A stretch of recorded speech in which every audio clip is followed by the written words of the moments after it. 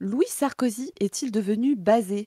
Comme vous le savez, Louis Sarkozy, nous l'avions renommé le plus gros débile de France dans une vidéo que nous avons faite il y a quelques semaines. Titre de plus gros débile de France qu'il avait relativement mérité, hein, il faut le dire. Le mec a des sorties parfaitement ridicules. Ça fait probablement partie de son plan de com parce qu'il donne tellement envie de se moquer de lui que les gens parlent de lui et bad buzz is still buzz, comme vous le savez ici sur Internet. Néanmoins, Louis Sarkozy est régulièrement invité pour donner son avis. Alors on comprend pas trop pourquoi, hein, probablement parce qu'il est le fils d'un illustre inconnu nommé Nicolas Sarkozy et qu'il est parfaitement rigolo. Mais là, il a été invité sur LCI pour parler de retraite et figurez-vous que, sans faire exprès je pense, il est devenu parfaitement basé. Donc nous allons parler de ça avec Chris. Chris, es-tu prêt à adouber le camarade Louis Sarkozy avec moi? Bah nous, on a déjà réintégré à l'équipe d'ultra-gauche Sarah Salman. Donc l'époque Beaucoup de permet gens tout. tournent Mm. leur veste et viennent du bon côté de la barricade. Ça veut dire que la révolution est proche. Les C'est amis, les ça, rats quittent le navire de la droite pour rejoindre le fier camp des communistes. C'est parti. c'est ça. Donc pourquoi pas. Alors oui, effectivement, c'est un fils d'eux, hein, notre ami Sarkozy. Oui. Mais moi, là, je commence à me dire que ce serait un troll d'extrême gauche pour emmerder la droite. Parce que il est systématiquement ridicule quand il dit des trucs de droite et il dit des trucs de gauche basés sans faire exprès. Je me demande si c'est pas Mélenchon et Bompard qui ont fabriqué cet homme. Alors moi, ma théorie qui se tient, c'est qu'ils auraient kidnappé le vrai Louis Sarkozy, lui auraient mis un masque de fer, voilà, tu vois, et auraient fabriqué un androïde Louis Sarkozy qui troll la droite et qui dit des trucs basés. Voilà. Et tu vas le voir, il dit des trucs basés face à quelqu'un qu'ils aiment pas trop et donc ma théorie se tient. Voilà, Ok, j'accepte. Alors moi, je pensais que c'était la réincarnation humaine de Sid de l'âge de glace, mais écoute, enfin voilà, chacun sa théorie. Chacun sa théorie. La petite idée de Minia, peut-être. Voilà, donc on va regarder notre ami Louis Sarkozy. Donc avec Raquel, voilà. Peut-être qu'il est là pour être à gauche de Raquel, et donc ma théorie se tient. Voilà, c'est parti. Allez.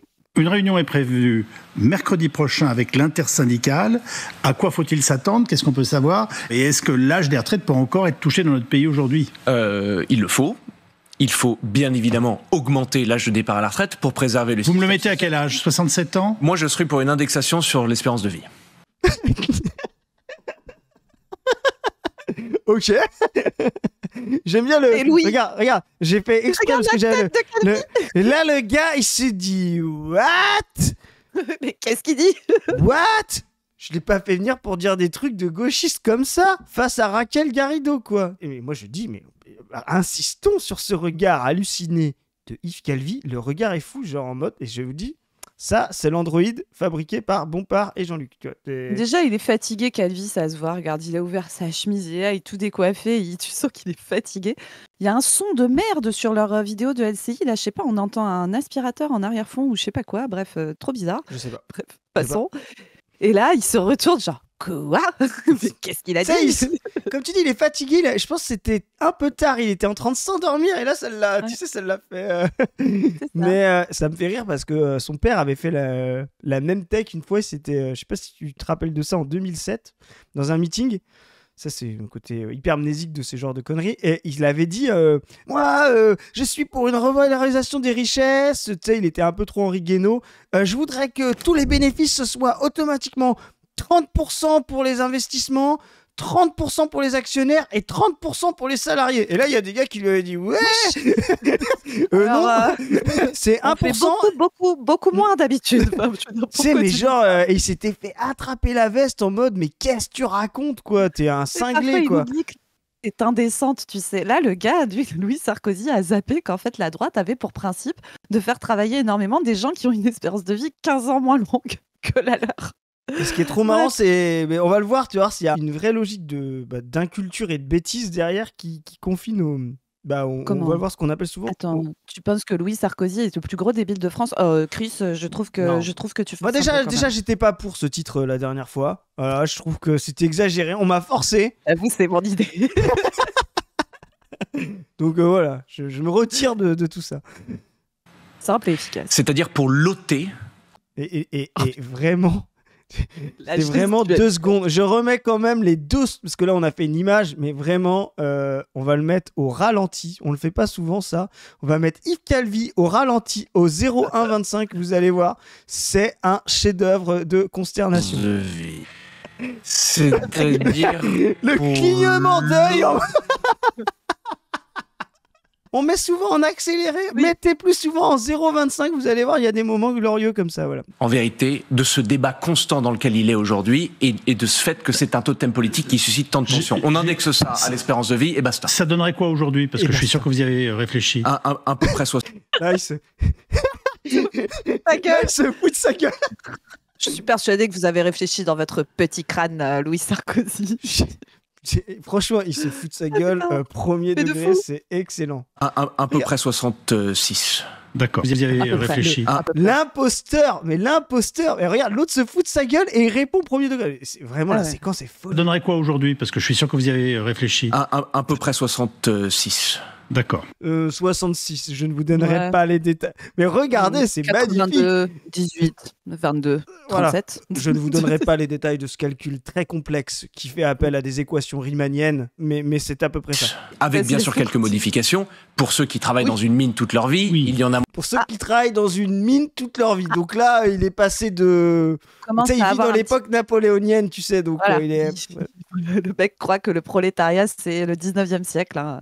Oui, pour les lavandières, une retraite plus basse. Et les maréchaux ferrants. Et pour les écuyers, on en parle des écuyers? Tout à fait. Les palefreniers. Moi aujourd'hui qui a 100 ans, et tant mieux. Mais bien sûr, après, il y a 1000 manips qu'on peut faire pour essayer d'alléger le coût du travail. Camarade Raquel, plus trop camarade, mais là, elle est... Mais pourquoi, quoi, tu vois? Et tu vois, Raquel, j'ai envie d'avoir un peu de pitié pour toi. J'ai envie de dire, mais regarde ce que t'es devenu, Raquel. Tu es sur LCI à discuter avec ce crétin. Franchement, ça, tu n'en tires rien. Et sachant qu'en plus, c'est une marionnette de Mélenchon et Bompard. Tu te fais avoir depuis le début, quoi. Il faut indexer ça, il me semble, sur l'âge, sur l'espérance de vie. Pourquoi? Parce qu'en faisant cela, ça devient une mesure scientifique, sociologique et plus une mesure politique. Mais ce gars est un crétin fini. Le type ne comprend pas que l'espérance de vie, spoiler alerte, j'ai plus le droit de le dire parce que je l'ai trop utilisé, mais je le dis là, vient justement des rapports sociaux et des rapports politiques. Tu vois, genre, ce n'est pas ça. Non, c'est scientifique, tu vois. C'est écrit dans les gènes à la naissance que tu vas crever à 45 ans. C'est sûr. C'est scientifique, en fait. Et donc, il y a des gars, on mesure leur espérance de vie à la naissance. Et là, on leur dit quel âge de la retraite ils auront. Tu vois, non, mais c'est scientifique. Non, mais, et là, le positivisme des crétins. Des types qui se disent, on va essayer de penser quelque chose qui met en dehors les rapports sociaux, qui met en dehors les rapports de production, qui met en dehors la façon dont les êtres humains organisent la société pour choisir une mesure. Ça, c'est vraiment le positivisme, le scientisme. Là, c'est même du scientisme le plus crétin. Après, il est au niveau de certains médecins qui n'ont toujours pas compris ce qu'était un déterminant social en santé, par exemple. Je ne dis pas qu'il y a des médecins teubés. Je dis qu'il se pourrait que parfois, certaines personnes de la profession médicale puissent ne pas tout à fait saisir le fait que l'état de santé des gens soit inhérent aux conditions sociales dans lesquelles ils vivent. Et figure-toi que ça, en fait, la médecine, pendant longtemps, a été complètement con là-dessus. Mais là, on a avancé dessus. C'est-à-dire qu'un jour, on s'est rendu compte que, ah putain, mais en fait, quand tu fais vivre les gens dans des conditions de merde, qu'ils ont accès à de la bouffe de merde, qui font des boulots qui détruisent leur corps, qui font des métiers qui détruisent aussi leur psyché, donc ils sont stressés, qu'ils ont des addictions, etc., etc. En fait, ça peut peut-être impacter leur état de santé. C'est une grande découverte qu'on a fait en médecine assez récemment, figure-toi. Mais même ça, on le prend en compte quand on est formé dans des facs de médecine de droite. Hein. Donc, on se fout de la gueule de Louis un petit coup, parce que c'est toujours un peu le plaisir. Mais ensuite, on va sortir un peu des chiffres et tout pour les aides de la politique qui sont ici et qui font de la politique scientifique comme Louis Sarkozy. Voilà. Lui, il veut que la mesure de la retraite soit scientifique, voilà, parce qu'il a réfléchi dans sa tête et que c'est 66 et demi. À peu près. Après, nous, on peut pas savoir avec Zoé parce qu'on est trop con. On n'a pas réfléchi. On n'a pas à ce niveau-là de réflexion. Tout à fait. On ne peut plus se dire, moi je suis 62 ans, moi je suis 67, et c'est comme ça. D'ailleurs, le Danemark le fait ainsi, et ce débat, mais c'est miraculeux, n'existe pas chez eux. Le Danemark, pardonnez-moi que je rappelle, n'est pas suspecté d'être un pays d'extrême droite ou de fasciste.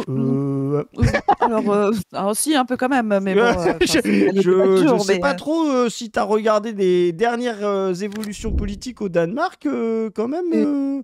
Comme la Hollande. Enfin, voilà quoi. D'ailleurs, l'exemple souvent soulevé par des gens du côté de Madame Garrido en disant « Regardez comment ça marche bien, avec toutes leurs mesures sociales, etc. » Garrido qui en prend une et qui dit rien. Voilà, mais je le dis, ce type-là est une marionnette de Bompard. Voilà. Il a fait le taf, il a tué Garrido, il a déstabilisé Yves Calvi. Bon, on va revenir un peu plus de sérieux parce que c'est quand même le fond du sujet. Il est accidentellement basé parce qu'il nous montre justement que tout le monde n'a pas la même espérance de vie et que c'est effectivement un problème central de la division du travail et que justement l'âge de la retraite devrait être déjà abaissé pour tous, voilà, par principe, parce que contrairement à ce que les gens disent, rappelez-vous ça, quand ils disent on doit travailler plus parce que on a une plus grande espérance de vie, sachez que c'est l'inverse. C'est justement parce qu'on travaille moins dans notre vie qu'on a une plus grande espérance de vie. Si demain vous faites travailler les gens plus longtemps, l'espérance de vie va baisser. Sarkozy n'a pas fait le lien entre les deux. Donc, vous voyez, c'est des vases inverses. Vous voyez, l'histoire de la conquête ouvrière, c'est de faire baisser le temps du travail. Donc, l'espérance de vie augmente. Si vous voulez augmenter le temps du travail, hop, ça va se resserrer. C'est un truc de fou. Mais c'est surtout, mon Chris, est-ce que tout le monde vit aussi longtemps en fonction du boulot qu'il fait? Est-ce que mes confrères médecins, que j'aime énormément et que je ne critique absolument jamais, car je suis quelqu'un de parfaitement confraternel, ont la même espérance de vie que les ouvriers de la Syrie qui est à côté de chez moi? C'est une question qui mérite d'être posée, Zoé. Voilà, donc on va regarder une infographie intéressante de Libération, très bien faite, assez connue, mais qui mange pas de pain, voilà, qui nous appelle la Dota du jour. À l'âge de la retraite, 25% des plus pauvres sont déjà morts. Oh ben tiens, mais putain, mais quelle énorme surprise. Vraiment, je tombe de ma chaise, chef. Vraiment, je sais pas si je vais m'en remettre. Donc là, regardez bien les amis. Vous avez en abscisse, donc en axe horizontal, l'âge des gens. Donc voilà, nanana, jusqu'à 100 ans. Vous voyez, à 100 ans, quasiment tout le monde est mort. Et puis en ordonnée, là, l'axe vertical, vous avez le pourcentage de gens morts. Et là, vous avez deux types de courbes. La première courbe, celle qui est la plus au-dessus, la courbe violette, c'est les 5% de Français les plus riches. Donc, comme vous voyez, en fait, à 65 ans, qui est la barre noire là que vous voyez, en fait, il y en a encore 95% qui sont vivants. Et puis ensuite, les gens commencent à mourir de manière assez sérieuse, on va dire, à partir de 70 ans, quoi. Sur la courbe rose, ce sont les 5% de Français les plus pauvres. Et regardez la différence de ouf qu'il y a entre les deux. Parce que à 65 ans, à l'âge de la retraite, en fait, il y a déjà 25% des gens qui sont morts. C'est ce que dit l'infographie. Il n'y a que 75% des gens qui sont vivants contre 95% chez les plus riches. Et vous voyez, en fait, la courbe, le moment où elle commence à s'infléchir, le moment où les gens commencent vraiment à mourir, est plutôt autour de 50 ans que de 70, comme le sont les plus riches. Donc, en fait, là, ce qu'est en train de nous dire notre cher ami Louis Sarkozy, c'est qu'il y a des gens, il faudrait qu'ils partent à la retraite à 50 piges, en réalité. Ce qui était quasiment le cas en URSS, d'ailleurs. C'est ça. Et donc, vous voyez cette énorme différence entre les deux. Et vous allez voir, là, on va regarder ensuite une autre infographie qui va parler plutôt des boulots de manière plus détaillée. Voilà, donc une infographie de nos camarades communistes des Échos. Voilà. Oh oui, vraiment, ils sont des gens qui luttent chaque jour pour abattre le capitalisme. Voilà, tout simplement. Donc ici, donc c'est bien ça. Hop, voilà. Donc c'est l'espérance de vie à 35 ans par catégorie socio-professionnelle avec les hommes et les femmes, voilà. Donc on voit l'espérance de vie, donc tout à droite vous avez ensemble, mais vous voyez, vous avez l'espérance de vie par PCS, quoi, hein, comme on met dans le graphique. Tout à gauche vous avez les cadres, et puis ensuite intermédiaires, et puis profession, employé, ouvrier. Et vous voyez bien que, d'ailleurs, homme ou femme, vous avez plus d'espérance de vie, parce que vous avez aussi plus d'arrêt dans votre carrière. Alors pas que. Ouais. En fait, la différence d'espérance de vie entre les hommes et les femmes, elle est en train de s'amenuiser d'ailleurs. Parce qu'en fait, c'est aussi lié au comportement des hommes et des femmes qui vont être différents, notamment dû aux injonctions de la société patriarcale. Quand vous allez dans un EHPAD, dans la génération, donc les gens qui sont en EHPAD aujourd'hui, c'est la génération qui sont nés en gros entre les années 20 et les années 40. Dans ces générations-là, il y avait des grosses différences de comportement entre les hommes et les femmes, notamment en ce qui concerne les addictions. Les femmes fumaient beaucoup moins, buvaient beaucoup moins, et puis il y avait moins de comportements, on va dire, à risque, entre guillemets, faire les cons en bagnole, tu vois, tout ce genre de trucs. Qui explique un écart d'espérance de vie assez fort entre les hommes et les femmes. Écart d'espérance de vie qui est en train de se réduire parce que dans les générations actuelles, alors qui sont pour l'instant jeunes, hein, mais les femmes fument quasiment autant, voire plus dans certaines catégories que les hommes. Au niveau des consommations d'alcool, pareil, ça se croise, y compris les autres psychotropes. C'est pas les seules variables qui tuent, hein, mais quand même, bon, les maladies cardiovasculaires, etc., c'est des choses qui font partie des premières causes de décès en France. Alors, il y a d'autres différences aussi, par exemple, sur les morts au travail. Les morts au travail touchent massivement plus les hommes. Alors, pas n'importe quels hommes, hein, les hommes prolétaires particulièrement. Parce que les morts au travail, en grande partie, ont lieu dans le bâtiment, dans l'industrie, dans des métiers qui sont très fortement masculinisés. Ça ne veut pas dire que les femmes ne vivent pas d'accidents de travail, de maladies professionnelles ou de souffrances au travail, etc. Mais par contre, en général, ce ne sont pas des choses qui entraînent immédiatement le décès. Et après, il y a tout un tas de décès qu'on ne compte pas comme des morts au travail. Je pense aux gens qui se suicident à cause de leur travail. Je pense aux gens qui tombent malades, mais où les maladies professionnelles ne sont pas reconnues, parce que c'est compliqué de faire reconnaître une maladie professionnelle quand elle ne rentre pas dans le petit tableau qui est édité par l'institut qui s'occupe de ça. Donc voilà, et cette différence, je vous le dis, là, dans 50, 60 ans, probablement qu'elle sera largement réduite. Ok. Merci pour cette précision. Voilà. Voilà. Donc, en tout cas, ce qui est sûr, c'est que vous soyez homme ou femme, vous avez le même écart à peu près significatif en fonction de la PCS, la profession et catégorie socio-professionnelle, cadre indépendant. Donc, profession intermédiaire, employé et ouvrier. Voilà. Donc on voit 5 ans d'écart quand même, presque 6 entre un ouvrier et un cadre. Donc voilà, on apprend que Louis Sarkozy veut faire en sorte que nos ouvriers partent à la retraite avant ses copains cadres, à moins qu'il ait plus de copains ouvriers que cadres. J'ai un petit doute sur ce truc. Oui, moi aussi. Je ne sais pas dans quelle école a été Louis Sarkozy, mais je suppose qu'il ne devait pas y avoir beaucoup de fils de chaudronniers. Voilà, donc on le voit, on continue à la répartition des années d'espérance de vie à 35 ans selon le statut d'activité. On voit bien, les ouvriers en ont beaucoup moins. Voilà. En plus, ils vont avoir du chômage ou de l'inactivité, beaucoup moins de retraite, 2 ans de retraite de moins. Voilà. Et donc, ils vont aussi en plus avoir un emploi plus faible. Ils ont des carrières avec, on l'a vu, plus de chômage et tout. Donc en plus, non seulement ils vont avoir une retraite moins longue, mais plus pénible, voilà, alors qu'ils font des métiers les plus critiques, voilà. Donc ça, c'est quand même assez significatif. C'est pareil pour les femmes, hein, voilà, avec l'écart qu'on a vu tout à l'heure. Donc, on apprend que Louis Sarkozy veut compenser cette inégalité de la division du travail par une mesure sociale d'âge de la retraite indexée à l'espérance de vie. Let's go, Louis Sarkozy, on fait ça. 55 ans pour les ouvriers et 70 ans pour les cadres et professions supérieures. Propose-le. Je suis pas sûr que ta base sociale et idéologique soit d'accord. Je ne pense pas. En plus, là, tu sais, il parle de scientifiques et tout, Louis Sarkozy. Moi, ce que je voulais quand même rajouter avant qu'on regarde, vous allez voir, là, on va regarder un graphe qui est très intéressant en fonction vraiment, pas seulement des catégories socio-professionnelles, mais des métiers. Parce que, tu sais, quand on dit ouvrier, c'est toujours un peu piégeux parce qu'en fait, on met plein de gens différents qui ont des métiers différents sous le terme d'ouvrier. En réalité, quand tu regardes en détail, il n'y a pas du tout les mêmes risques pour la santé quand tu es bûcheron, par exemple, ou quand tu es éboueur. Et quand tu es ouvrier spécialisé dans certains secteurs industriels qui sont moins à risque, notamment d'incapacité, d'accident du travail, etc. Mais en fait, il y a quand même un truc dont ces gens ne parlent jamais, c'est la notion d'espérance de vie. Alors, parfois, on l'appelle en bonne santé. La manière dont l'INSEE en parle, c'est l'espérance de vie sans incapacité. Et en réalité, sur ce chiffre-là, l'espérance de vie sans incapacité, chez les femmes, elle est 64 ans et chez les hommes, elle est de 63 ans. Et d'ailleurs, vous voyez un truc très intéressant qui est qu'il y a beaucoup moins d'écart entre l'espérance de vie des hommes et des femmes et l'espérance de vie sans incapacité des femmes et des hommes. Parce que, en fait, les femmes vivent un peu plus longtemps, mais vivent en moins bonne santé plus longtemps, en réalité.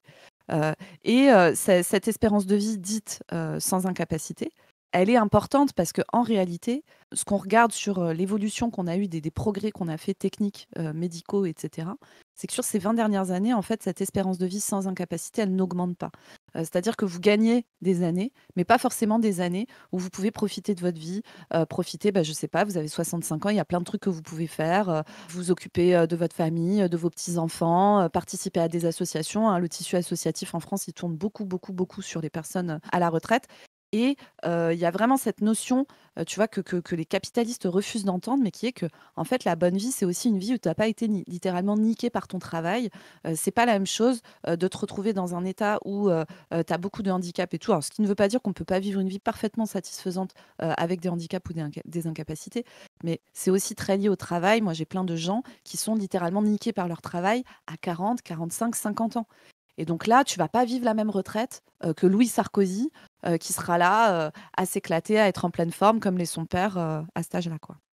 Ouais, on est d'accord. C'est tout à fait ce que ça traduit là. En plus, comme tu dis, c'est que tes années-là, déjà, elles sont moindres et en plus, elles vont pas avoir la même positivité, quoi. Voilà. Donc, Exactement.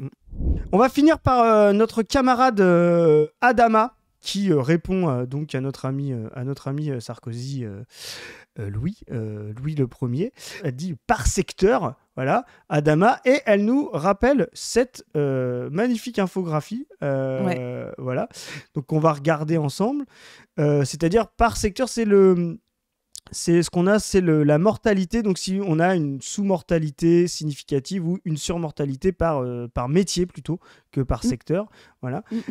Et donc, alors, on va pouvoir regarder où on est. Alors, si vous êtes enseignant de l'enseignement supérieur, là, bon. Les mecs se mettent bien. Les mecs vous se mettent bien. Vous êtes pépouze, quoi. Voilà, Bernard Friot, au Bernard taquet. Friot. Au top, salaire à vie, niveau max de la salaire à la qualification. Exactement. Il est bien. Et ouais. Niveau max de l'espérance de vie aussi. Hein. Vraiment, bon, effectivement, on comprend que la proposition de Bernard étendue à la société lui convienne, puisqu'il est déjà tout en haut. Voilà. Donc on voit d'autres trucs, ingénieur, chef d'entreprise. Toi... Oh bah tiens, moi je pensais qu'il prenait beaucoup de risques et tout, que c'était dur. Cadre, voilà. Donc toi, t'es par là, toi. Alors, les médecins sont pas au top du top. Alors moi, j'ai une explication à ça parce qu'en termes de niveau de vie et tout, ils sont exactement au même niveau que les professeurs d'université, que les ingénieurs et tout ça. Mais nous, les médecins, on bosse plus de nuit et on fait partie des rares professions classées CSP+, là, qui travaillent de nuit. Parce qu'en fait, si vous regardez, les cadres, ils travaillent plus tard le soir, enfin le soir. Mais ils travaillent quasiment pas de nuit. Le travail de nuit, c'est vraiment un truc qui est réservé aux classes populaires, aux métiers les plus précaires de la société, dans les métiers du soin, dans les métiers de la restauration, dans les métiers de la logistique, le transport, etc. etc. Et ça, c'est un facteur de diminution de l'espérance de vie énorme, le travail de nuit. Et c'est encore pire quand les horaires ne sont pas fixes. C'est-à-dire, parfois vous êtes de nuit, parfois vous êtes de jour, parfois vous êtes de matin. Les 3-8, exactement. Et ça, c'est associé à une énorme diminution de l'espérance de vie. Sur certains boulots, c'est plus de 10 ans. Hein. Je ne sais pas si vous vous rendez compte du délire. Et donc, je pense que les médecins ne sont pas au top du top à cause de ça, en partie, du travail de nuit. Et ça serait hyper intéressant de voir la différence d'espérance de vie entre les différentes professions médicales. C'est-à-dire un radiologue, par exemple, qui est assis, qui interprète ses imageries assis et tout ça. Qui en général n'a pas de garde, pour la majorité. Zoé dit les radiologues feignants assis toute la journée. Ouais. Moi j'ai entendu ça, mais c'est pas la même pénibilité de travail qu'un chirurgien orthopédique qui opère avec des opérations qui sont parfois un peu physiques, etc. Et qui a des gardes. Tu vois, par exemple, un médecin, un chirurgien orthopédique, un obstétricien, tu vois, un obstétricien. Donc, les gynéco-obstétriciens, c'est ceux qui gèrent les grossesses, les accouchements. Alors, en général, ils gèrent les grossesses et les accouchements qui posent problème parce que quand c'est, on va dire, physiologique, c'est-à-dire normal, entre guillemets, pour le langage courant, c'est les sages-femmes qui s'en occupent.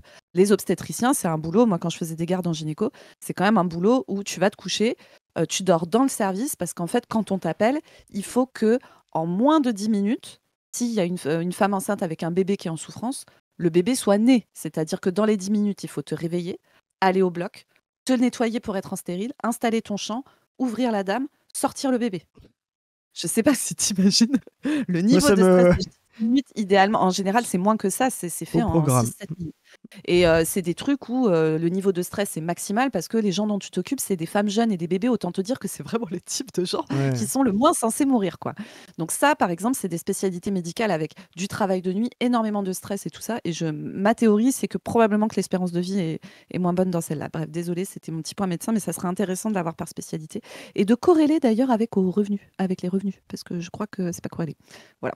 Non, mais c'est intéressant. Il y a des choses intéressantes. Donc, tu vois, on commence à... Voilà, là, on est toujours dans la sous-mortalité. Mais il y a des trucs marrants, genre courtier, tu vois, ça se rapproche de. Ouais. Je pense qu'il y a aussi, tu sais, tu vois, les métiers de stress, courtier en assurance, agent immobilier, tu vois, eux, à mon avis, fabriquent beaucoup de stress. Et eux, ils doivent travailler tard, beaucoup de café. Tu vois ce que je veux dire, clope. Et Voilà. beaucoup d'inégalités entre eux, je pense, parce que tu sais, il y a plein de gens Voilà. qui se disent agents immobiliers et tout, et qui en fait gagnent pas trop leur vie. Après, bon, métier de parasite un peu, hein, mais. Grave. Je suis d'accord. Ça n'empêche C'est pas. pas contre vous, les gars, c'est pas contre les individus, hein, mais le métier en soi, bon, sous le communisme, ça n'existera pas, hein, qu'on soit très Et clair. là, on va. Ah oui, non, c'est la monnaie n'existera pas, donc le concept même de courtier va disparaître. Hein. Où sont les Ce sera- flics, mon Chris? Où sont les flics? Eh Est-ce que ben, tu les as vus? où sont les flics? Je pense qu'ils sont plus hauts que ça, à mon avis. Alors, militaire, tu vois, on est un Ouais. peu logique. Alors, Pompier. la surmortalité des militaires n'est pas due à la mort à la guerre, hein. À mon avis, elle est due, pareil, à la classe sociale aussi, parce que dans les militaires, c'est pareil, hein. Ouais. C'est pas la même chose. Policiers, ils sont là, tu vois, ils sont à la. Oui, tu vois, pas Mm. tant de surmortalité que ça chez les policiers, ce qui ne c'est ça. m'étonne pas. Moins m'étonne pas. que Les militaires, ils meurent au éboueurs. travail, hein. Mm. Ouais. C'est pas qu'ils meurent au travail, hein. Les militaires, déjà, il y a beaucoup de militaires qui sont issus des classes prolétaires, hein, beaucoup. Je sais que chez moi, il y a des cases, enfin, il y a beaucoup de Bien militaires sûr, et par puis chez moi. ça a toujours été, en plus, ça a toujours été un secteur de Ah bah, débouché pour les gens analphabètes. Enfin, tu vois ce que je veux pour dire. les Enfin, gosses de vraiment. prolo, moi, chez moi, c'est les gosses de prolo qu'on Mm. fait un peu les cons à l'école, machin. Alors, je vous rappelle que l'école est organisée pour, pour que ça se passe mal pour les gamins de prolo globalement et particulièrement les garçons. Et pour moi, vraiment, l'armée, chez moi, et je pense que c'est le cas dans plein d'autres endroits, vraiment un débouché pour les jeunes garçons qu'on chie à l'école de fou, tu vois, et avec un truc de ça va lui donner un cadre, de la discipline et tout ça. C'est des gens qui fument pas mal, qui ont quand même de l'activité physique, et qui ont aussi des rythmes de vie. Tu vois, avoir des gamins quand t'es militaire, t'es muté tout le temps, pour ta femme et tes gosses, c'est compliqué, faut aller à l'autre bout de la France, se refaire des copains à l'école, faut machin. Enfin, c'est vraiment des organisations de vie qui sont pas simples. Voilà, donc ensuite on a manœuvre à la construction, concierge, hôtesse, restaurateur, cafetier, voilà, Mais ça, c'est exploitant des de boulots de nuit. friterie. Voilà, c'est ça, exactement, c'est Ça, les c'est des boulots boulots de nuit. de week-end, Ouais. avec des coupures Avec qui des n'ont horaires aucun de sens. merde. Éboueur, voilà. Donc on apprend que notre ami, comment dire, Louis Sarkozy a étudié tout ça finement. C'est comme ça qu'il est arrivé à un âge moyen de 66, comment il a dit, 66,5 ou quelque chose À peu comme près, ça. il a dit 66 à Voilà. peu près. Mais non, mais nous, on peut pas comprendre. C'est trop scientifique, Zoé. Oui. Voilà. Et donc, on sait que si vous êtes pompier, serveur, ouvrier agricole très vénère, conducteur de transport, ouvrier du verre, manœuvre de la construction, sachez que Louis Sarkozy va vous proposer une retraite à 50 ans, voire même à 45 ans, vu la surmortalité qu'il y a chez vous. Voilà. Donc, De fou. donc Les merci. éboueurs à la retraite à 40 ans. Alors moi, je dirais même, vu la surmortalité des éboueurs, on doit tous prendre notre part de ce taf qui est absolument nécessaire. Je rappelle que les éboueurs, ça fait vraiment partie des tafs. Si les mecs arrêtent de bosser juste quelques jours, c'est l'enfer sur Terre pour tout le monde, particulièrement dans les zones urbaines. Et donc, voilà, il faut qu'on se répartisse cette tâche. Enfin, tu vois, on peut pas laisser toujours les mêmes personnes se taper ces tafs-là quand tu vois le niveau de surmortalité qu'il y a, quoi. C'est pas possible. Et, Tu fais la conclusion. Moi, c'est ce que je veux dire, c'est que justement, notre tâche de communiste, etc., ce n'est pas simplement de trouver un âge moyen de la retraite en gardant cette division du travail, on l'a vu, les cadres, les ouvriers, c'est de construire une division du travail qui fasse que tout le monde puisse avoir la même espérance de vie et la même vie en bonne santé, etc. Et ça ne passera, voilà, la meilleure possible. Et ça passera par le fait que la division du travail soit moins pérenne, moins violente, moins totale sur 30 ans, sur 40 ans, et donc par une répartition de tâches beaucoup plus importante des tâches de la société, par une déspécialisation sociale et professionnelle, et par une répartition, un maximum des tâches, voire une éradication des tâches qui aujourd'hui sont faites par des humains parce que c'est ce qui coûte le moins cher, mais que la société puisse développer les forces productives pour abolir certaines tâches par la technologie, par la technique, par le collectif, etc. Donc c'est vraiment l'inverse qu'il faut faire. Ce que fait Louis Sarkozy, malgré que ce soit basé par rapport à des Macron et tout qui s'en fichent de ça, reste une fixation de la division du travail en disant on va ajuster l'âge de la retraite en fonction de la fixation de la spécialisation sociale. Et nous, on veut sortir de cette spécialisation sociale pour que tout le monde puisse avoir la même vie, la même retraite, en bonne santé et avec les mêmes possibilités, les mêmes potentialités. Je me permets juste de rajouter, parce que là, c'est notre camarade Adama là, qui mettait cette infographie. Donc, je me permets quand même de relayer un peu. La camarade Adama, c'est une travailleuse de la restauration. Comme vous l'avez vu, ça fait partie des travailleurs qui ont parmi les espérances de vie les plus faibles. C'est des conditions de travail extrêmement difficiles. Et en fait, avec des camarades serveurs, cuisiniers, plongeurs, réceptionnistes, ils ont créé le MEP collectif, ça veut dire mise en place, je crois, Ouais. pour se regrouper et s'organiser en tant que travailleurs de la restauration, lutter pour les droits. Je crois qu'il y a un focus particulier sur les travailleurs aussi en situation irrégulière, les travailleurs qui n'ont pas la nationalité française. Il y en a beaucoup dans le milieu de la restauration. Ouais, je crois qu'il y a beaucoup de travail là-dessus. Donc voilà, si vous êtes vous-même un travailleur de la restauration, écoutez, voilà, nous on relaie mise en place collectif, des camarades travailleurs qui s'organisent pour faire face à l'exploitation majeure dont ils font l'objet dans ce secteur. Et il y a la camarade Adama dedans. Donc voilà, on est content de pouvoir relayer le boulot des camarades. Voilà. Et regardez, ce qui est intéressant, c'est qu'il montre aussi, vous pouvez soutenir pas simplement que en tant que membre, client. Voilà, en tant que client, le collectif MEP. Voilà, Exactement. petite force à MEP, petite force à tous les travailleurs de la restauration. C'est en luttant et en se battant qu'on obtient des nouveaux droits. Voilà. Très beau slogan, très très beau slogan.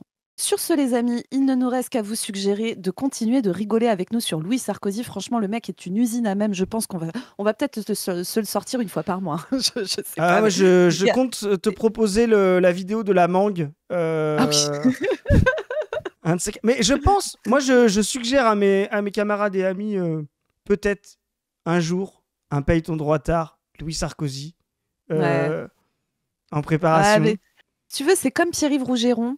C'est qu'en fait, tu vois, je n'ai pas vraiment envie de les traiter en paye ton droit tard parce que moi, j'aurais envie de faire paye ta petite perle de sucre, tu vois. Enfin, moi, c'est vraiment un moment de plaisir pour moi, ce genre de choses. Donc, les paye ton droit tard aussi, mais je le mettrais pas dans la même catégorie. Pour moi, il rejoint vraiment la catégorie Pierre-Yves Rougeron, Amélie Oudéa-Castéra, tu vois. C'est-à-dire que c'est vraiment des trucs, peut-être qu'on va se faire des petits formats comme ça, on va regarder Amélie Oudéa-Castéra. Tu vois, il irait mieux dans un des autres formats dont on a eu idée, mon Chris. Ok.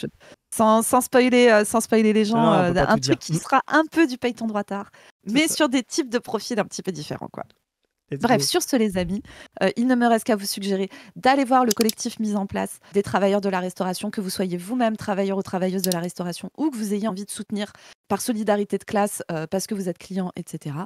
Vous pouvez aller vous abonner à cette chaîne. Vous pouvez aller sur le site de la revue Position Revue dans laquelle il y a des chroniques de l'exploitation où on parle du travail et vous pouvez vous aussi nous soumettre vos chroniques de l'exploitation. Allez sur le site et allez au contact qu'il y a par mail. Vous pouvez vous abonner à la chaîne de Padu, à la mienne. Vous pouvez aussi nous suivre sur Insta et sur Twitter.